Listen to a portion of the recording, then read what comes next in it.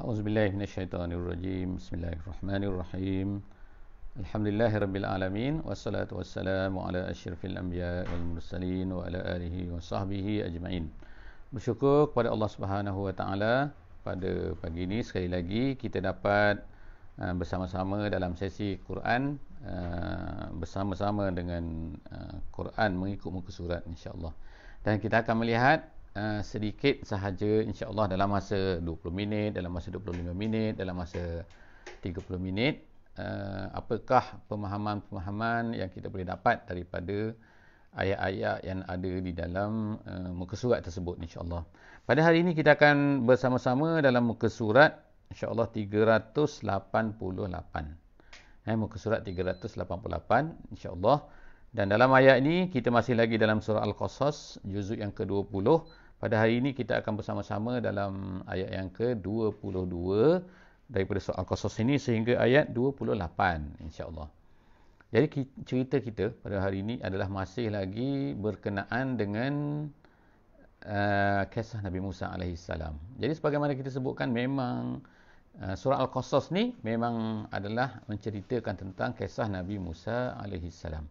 Jadi yang terakhir yang kita baca semalam, yang kita baca sebelum daripada ini adalah Nabi Musa telah membunuh, bukan dengan niat untuk membunuh, bukan dia nak membunuh, tetapi dia telah menumbuk seorang bangsa Kipti di negeri Mesir.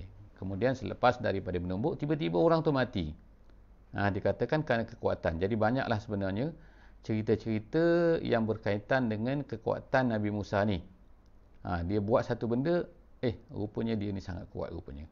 Jadi akhirnya sebab itulah orang katakan, kalau orang Melayu lah kan, dia katakan berkata kuat Musa, dia kata. Kuat Musa tu maknanya seorang yang sangat kuat lah. Perbandingannya. Jadi Nabi Musa AS ni selepas daripada tu berlaku lagi, esoknya dia menemui orang yang sama, yang bukanlah orang yang dibunuh tu orang yang sama, tapi orang yang bertengkar tu. Jadi sebab itulah maka dia takut pada ketika tu, maka akhirnya dia lari. Dia lari daripada negeri Mesir selepas daripada dinasihati oleh seorang daripada keluarga Ala Firaun. Iaitu seorang daripada keluarga Firaun mengatakan bahawa orang-orang Firaun sedang merancang untuk memplan untuk membunuh Musa. Jadi Nabi Musa pun larilah, maka sampailah kita ceritanya pada hari ini, iaitu apa? A'udzubillahi minasyaitonirrajim. Walamma tawajjaha tilqa'a Madyan qala asa rabbi an yahdiyani sawa'as sabil. Sadaqallahul azim. Ayat 22. Iaitu apa maksud dia? Walamma tawajjaha, dan apabila tawajjaha, menghala, tilqa'a Madyan, menghala ke Madyan. Jadi adakah Nabi Musa ni memang plan nak pergi ke Madian ke ataupun tak pergi ke Madian ke? Itu sebenarnya bukan plan dia nak pergi ke Madian tu. Tapi dia menghala ke Madian. Pada masa tu dia tak tahu kan. Tak tahu nak pergi ke mana, tak tahu apakah yang terbaik untuk dia dan sebagainya. Jadi kalau kita lah kan, dalam keadaan sekarang ni kita panggil keadaan bila kita ni tidak pasti nak ke mana, apakah pilihan kita, maka kita panggil, kita minta istikharah kepada Allah Subhanahu Wa Taala. Istikharah ni ialah kita minta Allah Subhanahu Wa Taala memilihkan apa yang terbaik untuk kita. Bukannya kita mengundi, bukan kita letakkan tulisan dalam kotak kemudian kita goyang-goyang kemudian kita angkat satu, bukan. Tapi ialah dengan kita minta doa kepada Allah Subhanahu Wa Taala supaya Allah Taala berikan pilihan kita ni adalah pilihan yang terbaik untuk agama kita, untuk dunia kita. Jadi Nabi Musa AS ni pada masa ni ialah dia pun berdoa kepada Allah. Jadi kita ni pun lah elok sangat kan jika sekiranya kita ni berdoa kepada Allah Subhanahu Wa Taala, memang patutlah kan supaya Allah Taala tunjukkan ke mana yang terbaik. Jadi dia berkatakan asa rabbi, moga-moga Allah Taala an yahdiyani, tunjukkan aku sawa as-sabil, jalan terbaik. Jalan terbaik nak buat apa, nak pergi ke mana dan sebagainya. Sebab kalau dia pergi tempat lain jadi lain. Tapi sekarang dia menghala ke Madian. Walamma warada ma'a Madyan. Tiba-tiba ceritanya terus, iaitu dia sampai kepada warada ma'a Madyan. Warada di sini ialah tiba, kalau ikut bahasa Arabnya warada ni masuk. Bukan, tapi sini bukan maksudnya masuk ke Madian tu, bukan. Bukan masuk ke dalam air tu, bukan. Tapi warada Madian, dia tiba kepada tempat air. Tempat air tu ialah di kampung Madian tu ada telaga. Telaga di mana ada air situ. Jadi orang-orang akan membawa binatang-binatang ternakan. Jadi boleh kita faham di sini bahawa orang-orang di Madian ni kerja utama mereka ialah mengembala. Mengembala kambing dikatakan pada masa itu, dan juga mengembala unta. Jadi mereka pun masing-masing bawalah unta kat situ kan. Jadi walamma warad, jadi Nabi Musa alaihissalam sampai di situ. Warada Madian wajada alaihi ummatan minan nasi yasqun. Didapati satu kumpulan daripada manusia, iaitu bangsa Madian itu yasqun. Yasqun itu ialah memberi minum kepada binatang-binatang pemeliharaan mereka. Jadi ramailah pada masa tu kan. Jadi mungkin time tu ialah time nak beri minum. Time bila tidak disebutkan, tak penting itu, tapi yang penting ialah apa? Wa wajada min dunihimul mar'ataini tazudan. Didapati, Nabi Musa dapati daripada ramai-ramai orang tu tiba-tiba ada dua orang perempuan. Maknanya boleh difahami kat sini ialah semua tu lelaki lah yang bawa binatang untuk memberi minum ke tempat air tu, semua tu lelaki. Tetapi ada dua orang tiba-tiba perempuan. Jadi nampaklah kan kepelikannya. Iaitu pelik apa? Iaitu bila semua orang lelaki, tiba-tiba ada dua perempuan. Itu. Jadi Nabi Musa pun terperasan ada dua orang perempuan. Wa wajada min dunihim imra'ataini tazudan. Tazudan ini ialah maknanya ialah menghalang maknanya. Menghalang apa kat sini? Maksudnya ialah binatang-binatang, dia bawa binatang juga dua perempuan ni. Jadi binatang tu nak pergilah kan, nak berebut jugalah kan jadi bila nak berebut, tuan dia kena berebutlah sekali kan dalam bersama-sama binatang tu. Tapi dia menghalang binatang tu. Jangan maknanya macam itulah kan jangan dia tak beri binatang tu nak pergi sehingga orang tu habis kan. Jadi qala ma khatbukuma. Jadi melihat keadaan tu, Nabi Musa pun bertanyalah kepada kedua tu, kepada dua perempuan tu. Qalata, jadi mereka pun menjawablah. Kedua tu menjawab, qalata, dia berkata, dua perempuan tu berkata, la naski hatta yusdirar ri'a. Kami tidak akan memberi makan, minum kepada binatang kami ni sehingga hatta yusdirar ri'a. Yusdirar ni artinya ialah balik maknanya. Yarji'un. Maknanya ar-ri'a tu ialah pengembala-pengembala tu. Maknanya sehingga pengembala kambing itu balik semula, pengembala unta-unta semua balik semula, semua keluar daripada habis dah minum mereka, maknanya binatang mereka dah minum puas dah semua kan. Jadi barulah kami akan memberi minum. Jadi sebab tu dia kata qala ta la naski, kami tak akan beri minum binatang kami ni hatta yusdirar ri'a, sehingga balik semualah tu. Kemudian wa abuna syaikhun kabir. Jadi mereka pun berilah alasan kenapa mereka buat macam tu. Artinya kenapa mereka tu berada di situ. Kenapa tak lelaki juga. Jadi artinya kat sini ialah dua orang perempuan ni tidak berebut bersama lelaki tu. Kalau nak berebut mana boleh kan. Tapi terpaksa berebutlah dengan lelaki. Muzahamah dipanggil kan dalam bahasa Arab tu kan, sebagaimana disebut dalam tafsir. Disebabkan mereka ni tak nak muzahamah. Jadi di sini tunjukkan satu kelebihan satu akhlak yang baik yang ada pada perempuan muslimah, iaitu dia tidak berebut dengan lelaki. Tidak pergi. Walaupun ikutnya lah dia akan habis masa lah kan mungkin dia datang awal sikit tapi dia tak nak berebut. Jadi dia biarkan orang lelaki tu bawa binatang mereka dulu, kemudian barulah selepas daripada tu habis, barulah dia orang pergi. Jadi ini satu kehebatan lah, kelebihan yang Nabi Musa tengok, Nabi Musa perasan. Kemudian mereka beri alasan ialah kerana ayah kami ni, kami buat macam ni. Jadi adalah perbincangan kat sini kan, adakah patut maknanya perempuan bekerja. Jadi jawapan dia ialah kalau ikut asalnya perempuan bukannya bekerja. Bukan maknanya perempuan tu bekerja mencari makan untuk family kan, tetapi jika sekiranya ada kepentingan dan keperluan. Jadi sebab itu yang disebutkan kat sini ialah wa abuna syaikhun kabir. Maknanya ayah mereka ni tidak mampu untuk berebut dengan orang kan. Fasaqalahuma.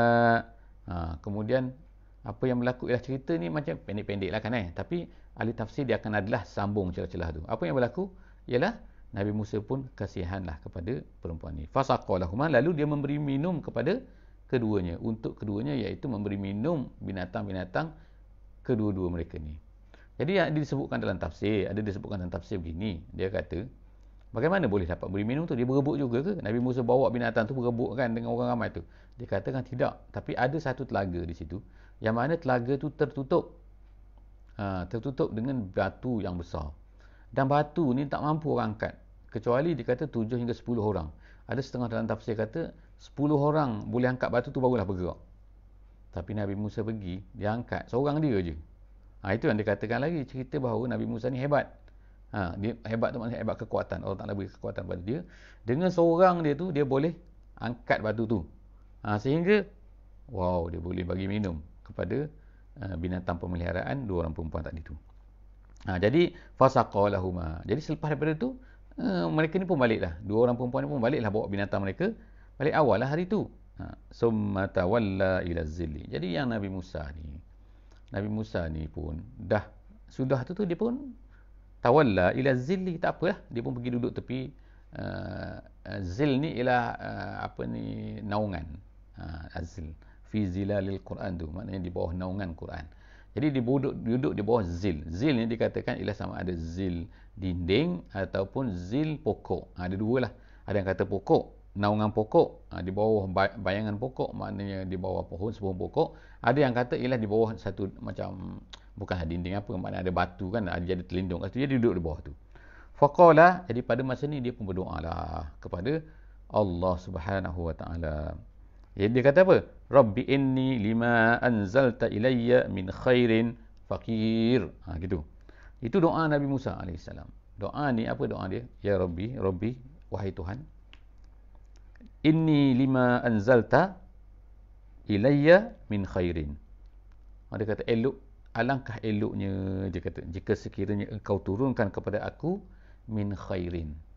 Min khairin tu ialah dalam tafsir jalan lain dia kata min ta'min, ataupun min ta'amin, gitu, daripada makanan. Jadi dia kata sini apa benda, iaitu ya Allah. Sebab jadi boleh difahami pada masa tu bahawa Nabi Musa alaihissalam adalah dalam keadaan sangat lapar. Jadi dia sangat lapar, jadi dia kata inni lima anzalta ilayya min khairin. Ya Allah, dia kata turunkanlah aku kepada aku ni, kata makanan, dia kata ilayya min khairin. Khairin tu ialah makanan. Kalau ikut pendapat yang kuatnya dalam tafsir. Kemudian fakir tu apa pula? Fakir tu bukannya makanan tu fakir, bukan. Tapi aku ni fakir, aku sangat berhajat kepada makanan pada masa tu. Dia laparlah. Jadi Nabi Musa berdoa, ya Allah, eloknya jika sekiranya aku ni dapat makanan, kerana aku ni sangat berhajat kepada makanan. Gitu min khairin fakir aku, fakir ni aku kepada makanan sekarang ni. Jadi selepas daripada dia doa tu, teruslah tiba-tiba tu ayat yang seterusnya, ayat 25, dia kata apa? Faja'athu ihdahuma. Tiba-tiba datanglah salah seorang daripada keduanya.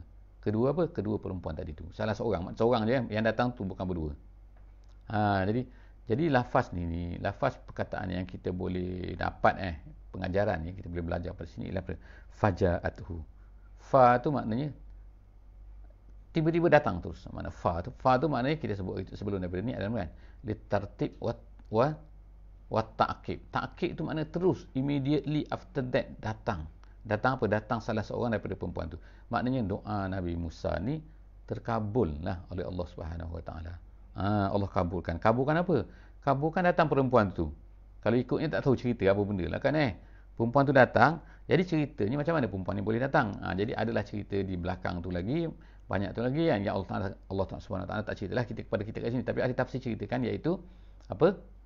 Dikatakan maka datanglah perempuan tadi tu, dua orang tadi tu, dia balik ke rumah dia. Tiba-tiba ayah dia pelik lah. Kenapa biasanya balik ni, biasa dekat maghrib, hari ni tiba-tiba asar dah balik. Gitulah contohnya kan, balik lebih awal. Jadi mereka berdua pun berceritalah, tadi ni ayah ada seorang lelaki tu, dia ni gini. Jadi kemudian dia beri minum kepada kami. Sebab itulah kami dapat minum awal. Ni binatang-binatang kami ni. Sebab tu kami balik sekarang ni, balik awal. Jadi bila macam tu, pakcik tadi tu, ayah kepada perempuan berdua tadi tu pun berkatalah kepada, maka panggillah sepatutnya kan, panggillah dia tu untuk kita ajak ke rumah. Gitu. Jadi dia kata kat sini kan, tamshi. Jadi perempuan tu datang. Bila Nabi Musa AS berdoa tu, teruslah datang perempuan, salah seorang daripada mereka tu, tamshi ala istihya. Dia berjalan dengan malu-malu. Jadi malu-malu macam mana? Dalam tafsir kata, dia menutup mukanya dengan bajunya. Macam mana kita tahu lah kan. Mungkin tutup baju macam ni kan. Gitu ke tak tahu. Ambil lengan baju tutup ke macam mana dan sebagainya. Tapi malu-malulah gitu kan. Jadi dalam ayat ini dia kata tamshi al-istat tu menunjukkan salah satu daripada sifat perempuan lah. Jadi sifat perempuan nak berjumpa dengan orang lelaki pula kan. Jadi orang lelaki pula tak tahu, tak kenal siapa ni kan. Bukan saudara dia, bukan apa ni. Jadi dia malu-malu lah kan. Jadi itulah sifat yang baik pada perempuan. Secara tidak langsung kita boleh faham daripada ayat ni. Jadi dua orang perempuan ni adalah orang yang dianggap sebagai orang yang soleh lah. Orang yang solehah bukan solehah. Solehah. Kenapa? Kerana ayah dia ni adalah seorang yang sangat baik. Siapa ayah dia ni? Kita tengok selepas daripada ni. Qalat inna abi. Dia kata, sesungguhnya ayah aku yad'uka liyajziyaka ajra ma saqaita lana. Panggil kamu ni, panggil awak. Untuk apa? Untuk dia balas ataupun beri upah atas usaha awak memberi minum kepada binatang kami. Ma saqaita lana. Apa yang kamu buat tadi tu, beri minum tadi tu. Jadi cerita dia, Nabi Musa pun ikutlah dia ni balik ke rumah tu. Jadi cerita dalam tafsir lagi kan. Tafsir lagi dia kata macam ni, dia kata bila perempuan tu macam tu, maka perempuan tu berjalanlah kat depan. Dalam tafsir ni saya sebut ni dalam tafsir jalan lain.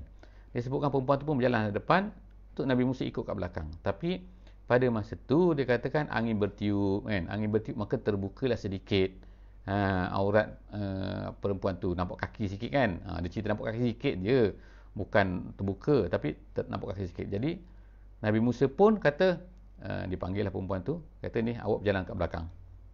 Jadi tu nak menunjukkan kisah dalam tafsir ni kan.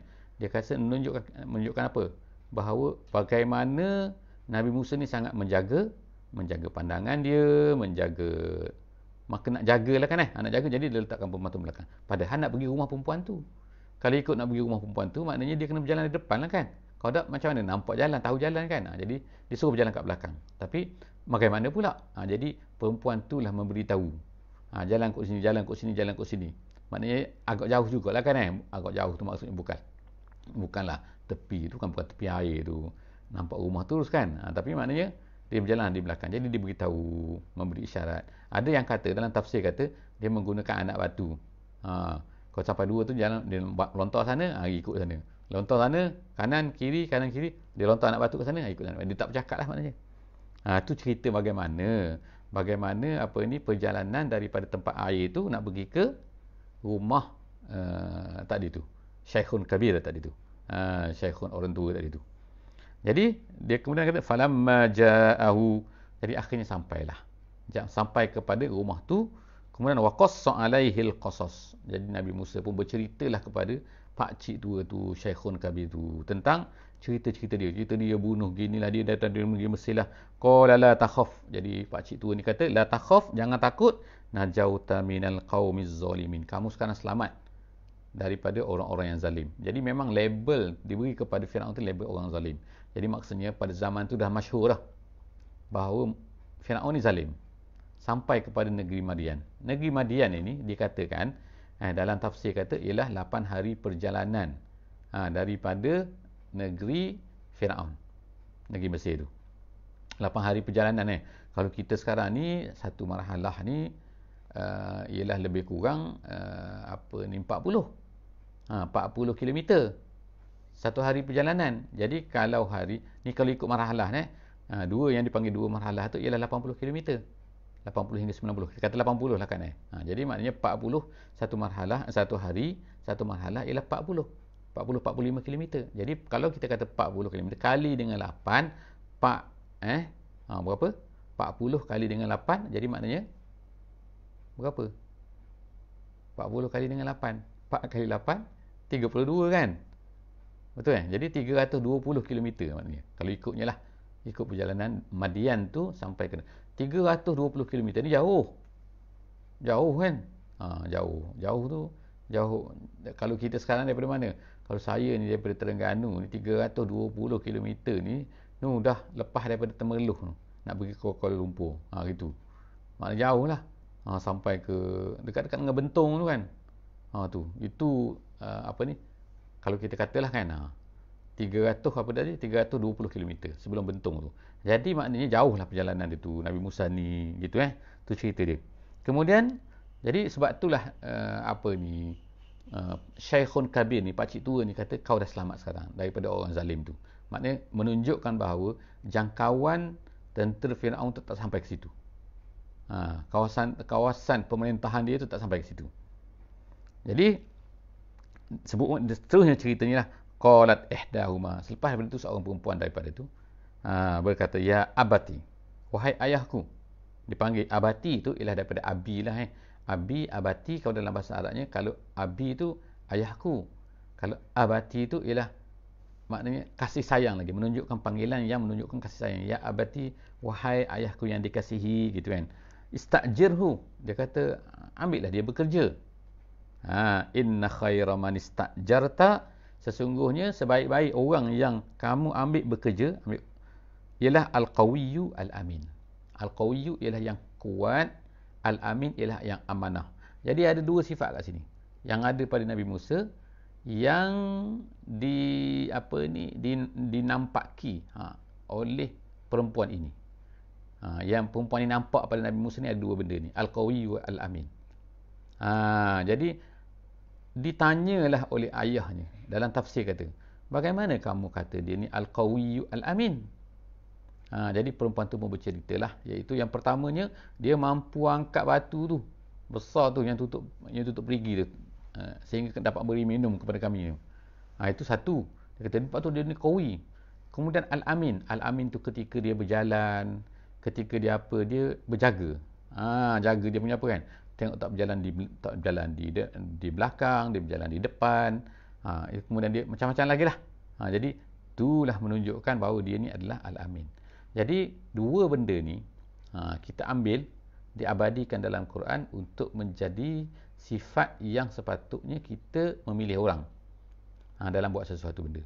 Al-qawi itu ialah kemampuan, al-amin tu ialah al-amanah. Al-amanah tu maknanya ialah orang tu mestilah orang yang baik. Kalau tak amanah ni dia akan rasuah, tak amanah dia akan gini, tak akan gini, akan menipu dan sebagainya kan. Buat kerja tak bagus. Satu lagi kemampuan dia buat kerja. Jadi sebab tu nak memilih apa-apa, nak memilih mufti katakan, mesti mempunyai ilmuwan yang baik. Mufti kan, dan juga dia ni amanah, dia ni maknanya mempraktikkan ilmu dia tu, seorang yang baik dalam agamanya dan seorang yang mampu dari segi kemampuan ilmunya. Nak jadi mufti.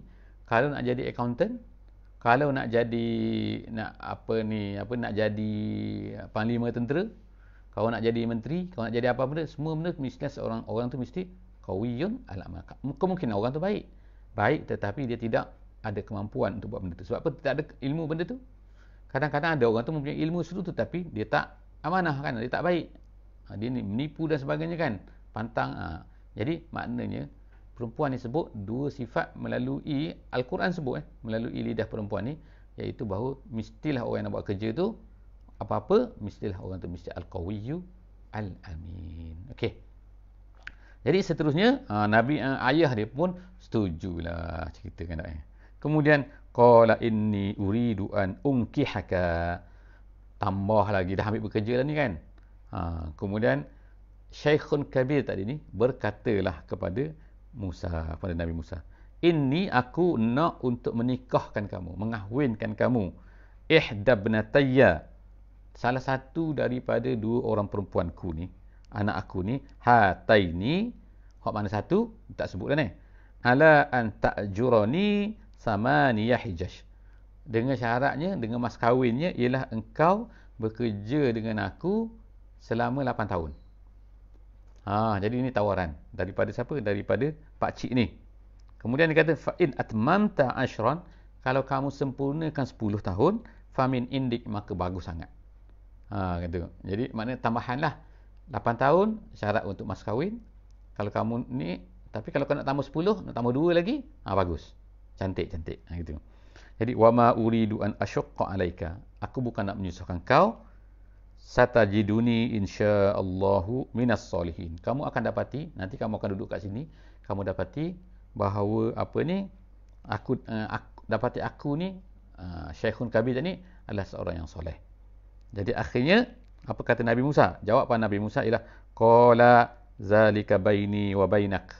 Ini adalah perjanjian kita dengan saya dengan awak, wahai pak cik. Dia kata ayyamal ajalaini qadaitu fala udwan alayya. Mana-mana satu yang aku tunaikan nanti, maka dia kata fala udwan alayya, janganlah marah lagi lah. Jangan ambil kira sangatlah. Gitulah maknanya lebih kurang. Kemudian dia kata wallahu ala ma naqulu wakil. Allah menjadi saksi di atas apa yang aku cakapkan ini. Jadi maknanya dijadikan sebagai satu standard kalau kita buat perjanjian atau apa-apa dengan sesiapa, maka kita katakan ucapan ni, iaitu wallahu ala ma naqulu wakil. Allah Taala menjadi wakil. Wakil dekat situ apa? Maknanya menjadi saksi di atas apa yang kata-katakan. Jadi kita perjanjian apalah, tak kiralah perjanjian orang buat ni, orang baik ke, orang janji apa-apa nak buat baik kan. Jadi janji apa-apa, maka gunakan perkataan ini. Jadi begitulah kisah yang kita baca pada hari ini tentang Nabi Musa. Jadi pengajaran ni ada dua benda saya nak sebut lagi, iaitu yang pertamanya ialah kisah Nabi Musa tadi tu. Nabi Musa alaihissalam, setelah daripada dia meminun kepada perempuan tu, kemudian dia pun pergi duduk di bawah naungan pokok ke, bayangan pokok, bayangan dinding ke, apa benda, bayangan batu ke. Lepas tu dia berdoa tu. Jadi selepas daripada dia berdoa tu, iaitu doa apa tadi? Rabbi, bukan tak ada ya Rabbi inni gitu Rabbi inni. Memang dalam bahasa Arab dia akan tulis macam tu. Jadi maknanya wahai Tuhan wahai Tuhan maknanya. Rabbi inni lima anzalta ilayya min khairin fakir. Gitu. Ya Allah, cantiknya kalau kau beri makanan kepada aku, sebab aku ni berhajat sangat kepada makanan. Aku ni fakir kepada makanan. Jadi selepas daripada doa tu, tiba-tiba tu datang perempuan tu. Bawa pergi rumah, dapat makan lah. Jadi bila balik perempuan tu, dia kata ada asyak, dia kata. Jadi menunjukkan pada waktu tu dah nak malam dah. Jadi dia pun makan asyak. Lepas tu bukan setakat tu saja. Dia suruh minta bekerja dan suruh dia offer kahwin lagi. Jadi ni cerita, jadi adalah kan di kalangan ulama-ulama sebut, dia kata doa ni dalam Quran ni banyak. Bila kita Allah Ta'ala sebutkan satu doa, kemudian biasanya akan ada fa' kat belakang tu. Bila ada fa' di belakang tu, mana huruf fa' menunjukkan apa? Menunjukkan bahawa doa tersebut tu akan dikabulkan oleh Allah Subhanahu Wa Ta'ala. Kabul tu bila tak kira tapi makna dikabulkan dalam ayat Quran dikabulkan oleh Allah Subhanahu Wa Ta'ala dengan mendapat apa yang selepas daripada tu.